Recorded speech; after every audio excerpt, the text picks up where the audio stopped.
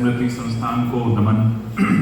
मैं अपने आप को भाग्यशाली मानता हूँ कि विगत 20 वर्षों से मैं उस संस्थान में कार्यरत हूँ जिसमें पंडित दीनदयाल जी एक विद्यार्थी हुआ करते थे। 1937 में इन्होंने अपनी परीक्षा पास की थी। बिरला जी ने इनको मतलब स्कॉलरशिप दी थी उस टाइम पे। तो मैं मानता हूँ कि आज यहाँ इस मंच पे बोलना मेरे लिए एक सम्मान का विषय है। आज का हमारा टॉपिक है जंतर मंतर पर बवाल। जैन जी का मतलब है जो बच्चे 1996 के बाद और 2012 के बीच में पैदा हुए, उन बच्चों को हम लोग जैन जी का एक लेबलिंग, एक टैग दे दिया हम लोगों ने। गालिब साहब को मैं अक्सर कोट किया करता हूँ, उनको उद्धृत करता हूँ अपने भाषणों में। वो कहते हैं कि गालिब उम्र भरी भूल करता रहा, धूल चेहरे पे थी और आईना साफ करता रहा। हम लोगों ने इसको बवाल का नाम तो दे दिया। मैं एक पक्षीय नहीं हूंगा, मैं दोनों पक्षों की बात करूंगा यहाँ पर। लेकिन मुझे लग रहा है कहीं ना कहीं इस बवाल को हमें समझने की जरूरत है कि इस बवाल क्यों हुआ।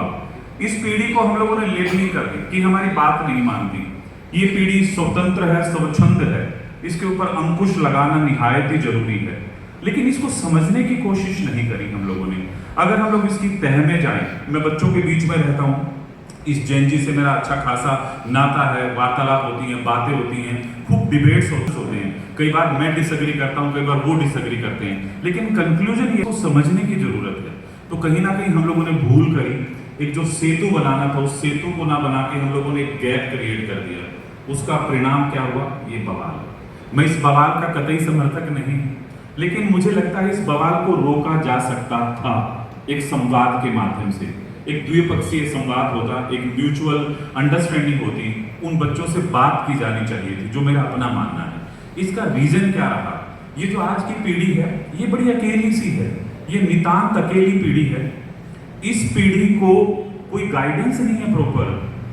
हम जो, मैं अपने आप को मिलेनियल्स लोग हैं, हम लोग जब मेरे से भी जो सीनियर लोग हैं, जो सामने दर्शक दीर्घा में सीनियर सिटीजन्स भी बैठे हैं, हम लोगों ने केवल इस पे लेबलिंग करना सीखा। हम लोगों ने ये नहीं समझा कि ये इस बच्चे का ये आउटकम क्यों आ रहा है ऐसा, ये बच्चे का सडन आउटबर्स्ट क्यों हो रहा है, इसकी भावनाओं का प्रस्फुटन क्यों हो रहा है। हुआ क्या, हम लोगों ने इसको दबाने की कोशिश करी इस पीढ़ी को, और वो बोतल के ढक्कन को खोलने की बजाय इनकी फीलिंग्स बोटल अप होके रह गई। अब जब बोतल या स्प्रिंग को दबाया जाएगा तो वो उछलेगा। यही इस बवाल का मुख्य कारण रहा है, ये मेरा व्यक्तिगत मानना है। मुझे लग रहा है इस पीढ़ी को आज भी एक वो हैंडल विद केयर, आपने देखा होगा जो आइटम्स आते हैं, कांच के आइटम आते हैं, ब्रिटल आइटम आते हैं, टूटने वाले, उन पर लिखा रहता है हैंडल विद केयर, कि इसको बड़े प्यार से हैंडल किया जाए। इस पीढ़ी को भी और इस तरह के बवाल, बदलाव का रूप ले आने वाले समय में ये बवाल ना हो, ये हम सबकी जिम्मेदारी है। एक शिक्षक होने के नाते मुझे लग रहा है स्कूल्स, कॉलेजेस, प्रोफेसर साहब बैठे हैं, दलवी सर भी हैं, प्रोफेसर सर जेएनयू से आते हैं, मुझे लग रहा है इस पीढ़ी को समझने की ज्यादा जरूरत है। और ये हम सबका एक सामूहिक उत्तरदायित्व है कि हम लोग इस बवाल को बदलाव में परिवर्तित करें। उसके लिए जरूरत क्या है? संप्रेषण की, इस पीढ़ी के साथ कम्युनिकेशन की। तुम्हारे कितने नंबर आए उसकी बजाय तुम्हारी सेहत कैसी है, मानसिक स्वास्थ्य कैसा है, मेंटल हेल्थ पर हम लोग बात नहीं करते। बट इस पीढ़ी के पास मैं अपने जमाने की बात करूं, हम लोग टीचर ने जो कह दिया ब्रह्म वाक्य हुआ करता था। एक ब्यूटीफुल पोएम है अंग्रेजी में, द विलेज स्कूल मास्टर। पुराने समय में विलेज स्कूल मास्टर, जो स्कूल का अध्यापक होता था, वो सारी इंफॉर्मेशन का मेन सोर्स हुआ करता था। इस पीढ़ी के पास ज्ञान का अथाह भंडार है, बट कमी क्या है, उसको चेक नहीं करती, उस पर बिलीव कर लेती, उसको वेरीफाई नहीं करती। तो हम इस पीढ़ी को समझाएं ताकि इस तरह के बवाल भविष्य में ना हो, कि उस जो इंफॉर्मेशन आपके पास आती है व्हाट्सएप यूनिवर्सिटी पे, फोन में, मोबाइल फोन को सही तरीके से प्रयोग किया जाए। इस पीढ़ी ने क्या मान लिया, रातों रात ये फेमस होना चाहती है, शॉर्टकट्स में बिलीव करती है। लेकिन अगर रोड पे एक्सीडेंट्स हो तो हम लोग चलना थोड़ी छोड़ सकते हैं कि रोड पे चलना नहीं है। अगर ये पीढ़ी गलती कर रही है, हम बड़े होने के नाते, समझदार होने के नाते, परिपक्व होने के नाते ये हमारा दायित्व बनता है कि हम इसके अंदर झांकें, हम पता करें लोग चाहते क्या हैं। तो आप में से सारे लोग लगभग पेरेंट्स भी हैं, दादा भी हैं, कई चाचा ताऊ हैं, इनसे बात करिए। एक सार्थक संवाद ही इस बवाल को भविष्य में रोकने का कारगर उपाय हमारे लिए सिद्ध हो सकता है। फिर बताऊं, मैं इन बच्चों से मेरी सीधी बात होती है, ये अथॉरिटी को स्वीकार नहीं कर रहे हैं।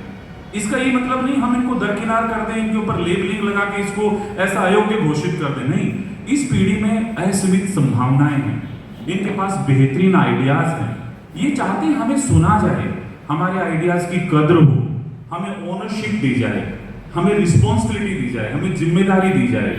तो मैं जो शिक्षक बंधु बैठे हैं, मेरे स्कूल संचालक सतवीर जी बैठे हैं, और भी बाकी काफी लोग बैठे हैं, मैं उनसे आग्रह करूंगा कि इसको ओनरशिप दीजिए, इसको मंच दीजिए। डिबेट्स होती हैं, डिक्लेमेशंस होते हैं, जितने भी और प्रोग्राम्स होते हैं, उन पे इनको अपने विचारों को व्यक्त करने की अभिव्यक्ति दी जाए, आजादी दी जाए इनको। अगर हम लोग इस पीढ़ी को दबा के रखेंगे तो मैं वैसे एक सकारात्मक विचारधारा का व्यक्ति हूं, लेकिन मुझे लगता है कि हम इसको दबाएंगे तो उसका समाधान नहीं निकलेगा। अगर हम अच्छे आउटकम्स चाहते हैं, हम अच्छे परिणाम चाहते हैं, इस पीढ़ी ने किस तरह की लैंग्वेज का प्रयोग किया, बड़ा दुखदाई है, वो पीड़ादायक, हम सुन नहीं सकते। क्यों किया? क्योंकि इसको समझाने वाला कोई नहीं है। जो एकल पंथी परिवार चल पड़े हैं, हमने अलग कमरा दे दिया उसको आजादी दे दी कि तुम्हारा माई लाइफ माई रूल्स वाली पीढ़ी है ये। और हम लोगों ने ये सोच दिया कि आज की समय की नितांत आवश्यकता है कि इसको एब्सोल्यूट फ्रीडम दे दी जाए। उस एब्सोल्यूट फ्रीडम का इंतकाम क्या हुआ, उसका परिणाम क्या निकला? ये बवाल। इस बवाल का कारण कहीं ना कहीं मैं अपने आप को मानता हूं, मेरी अपनी पीढ़ी को मानता हूं। तो मैं इन्हीं शब्दों के साथ एक दो सुझाव के साथ अपनी वाणी को विराम दूंगा। मेरे से काफी अच्छे वक्ता भी बैठे हैं, वो और डीप जाएंगे इसमें। मैं ओपनर बैट्समैन था, तो मुझे लग रहा है कि मेरे ऊपर ज्यादा जिम्मेदारी थी कि मैं शुरुआत करूं।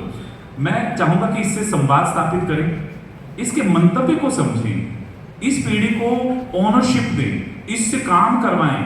अभी एक बच्चे को हम लोगों ने कैमरा दिया, बेहतरीन तरीके से उसने फोटो खींचे। ये पीढ़ी दबाव से नहीं मानेगी।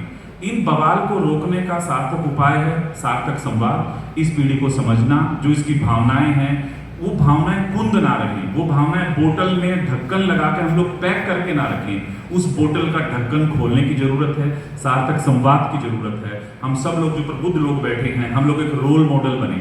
एक शेर के साथ मैं अपनी वाणी को विराम दूंगा कि मैं तेरे दर्द को आराम नहीं दे सकता, बबूल का पेड़ आम नहीं दे सकता, मैं अपने माँ बाप की सेवा नहीं कर पाया, अपनी औलाद को इल्जाम नहीं दे सकता। तो कहीं ना कहीं इस पीढ़ी के हम लोग रोल मॉडल हैं। हम लोग इनके लिए रोल मॉडल बने, आदर्श बने, अच्छे संस्कारों का समावेश करें इन बच्चों में। इस पीढ़ी को जोड़ के रखें, अपनी जड़ों से जोड़ के रखें, अपनी भाषा से जोड़ के रखें। मैं पूरे जो आयोजक हैं इस संस्थान के, उन सबको साधुवाद देता हूं। आप सब लोगों को भी धन्यवाद देता हूं। आपने बड़े मन से मुझे सुना। धन्यवाद।